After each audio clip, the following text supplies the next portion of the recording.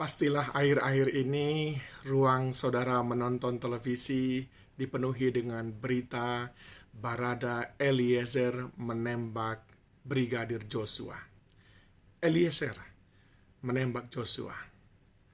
Dua-duanya nama Alkitab, nama orang-orang yang bagus, punya reputasi di Alkitab. Dan saya percaya mereka pun berdua sesuai dengan pengakuan keluarganya adalah orang yang sungguh-sungguh dan takut Tuhan. Tapi faktanya mereka saling membunuh. Tepatnya Eliezer membunuh Baradae sesuai dengan pengakuannya. Nah, saudaraku yang dikasihi Tuhan, cukup mengenaskan bukan? Tapi hal ini bukan yang pertama. Kita membaca di Alkitab bagaimana Kain membunuh Habel, saudaranya sendiri, di hadapan Tuhan bahkan. Nah, saudaraku yang dikasihi Tuhan, mengapa kita harus saling membunuh? Di dalam Galatia pasal yang kelima ayat 14-15, sebab seluruh hukum Taurat tercakup dalam satu firman ini, yaitu kasihilah sesamamu manusia seperti dirimu sendiri.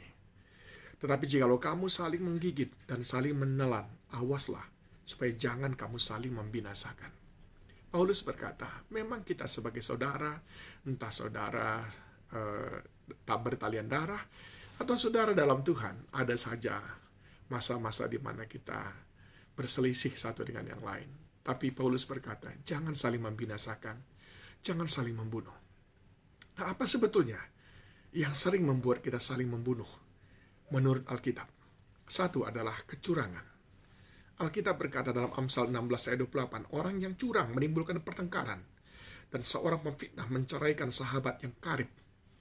Kalau ada kecurangan, ada perlakuan yang tidak adil, itu memang sangat berpotensi memicu pertengkaran yang berakhir kepada saling membunuh.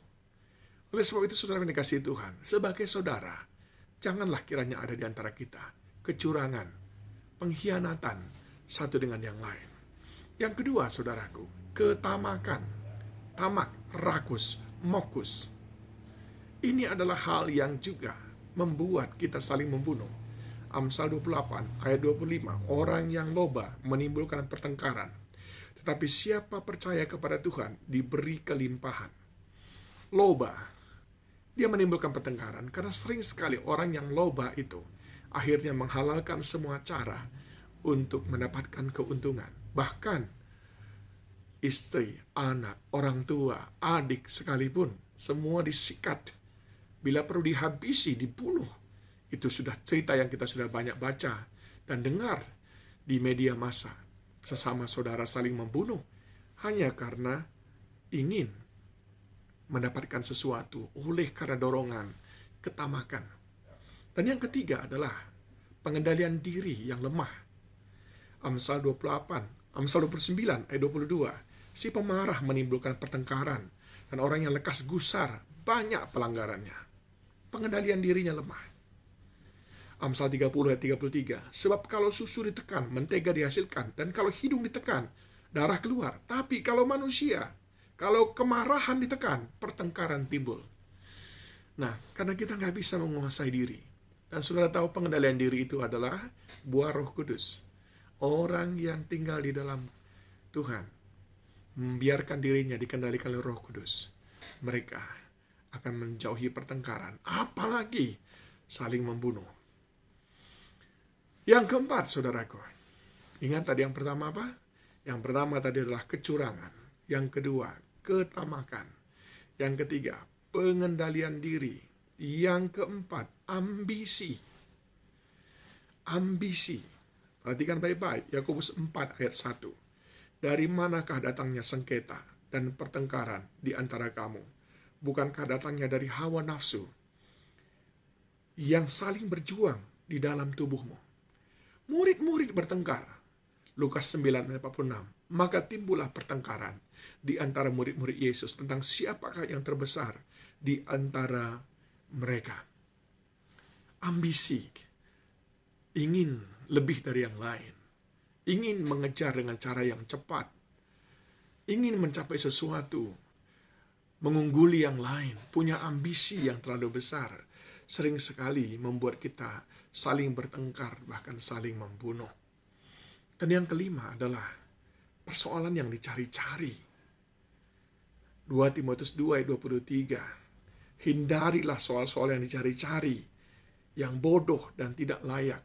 Saudara pernah mendengar cerita hanya gara-gara saling mengejek, lalu bertengkar, hanya gara-gara uang 5 rupiah, lalu bertengkar. Titus 3 ayat 9. Tetapi hindarilah persoalan yang dicari-cari dan yang bodoh.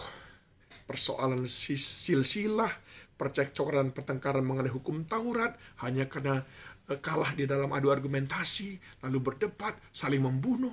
Ini semuanya hal-hal yang dicari-cari. 5 hal ini, saudaraku, membuat kita saling bertengkar. Saya tidak tahu kategori yang mana yang masuk di dalam Barada E dan Brigadir Joshua. Tapi saya tidak sedang berbicara tentang mereka. Mereka hanya saya pergunakan sebagai contoh. Saya sedang berbicara tentang kita, bahwa sebetulnya kita pun hari ke hari sudah sering, bahkan sampai saat ini, kita saling membunuh satu dengan yang lain.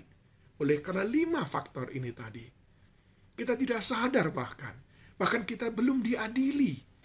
Kita bahkan merasa oke saja ketika kita membunuh teman-teman kita, membunuh sukacitanya, membunuh cita-citanya, membunuh semangatnya, membunuh kerinduannya. Saudara-saudara dikasihi Tuhan, mari tumbuhkan kembali cinta kasih di antara kita. Sebab kitab Amsal berkata, kasih menutupi banyak pelanggaran. Amsal 29 ayat 22. Si pemarah menimbulkan pertengkaran, dan orang yang lekas gusar banyak pelanggarannya.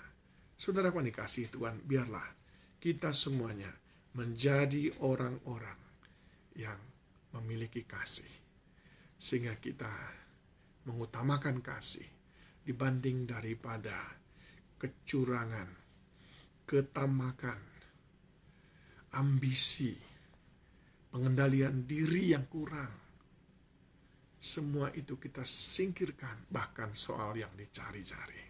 Doa saya, Barada E, begitu juga dengan Brigadir Joshua almarhum, kita jadikan pelajaran, sehingga kita saling mengasihi satu dengan yang lain. Tuhan memberkati.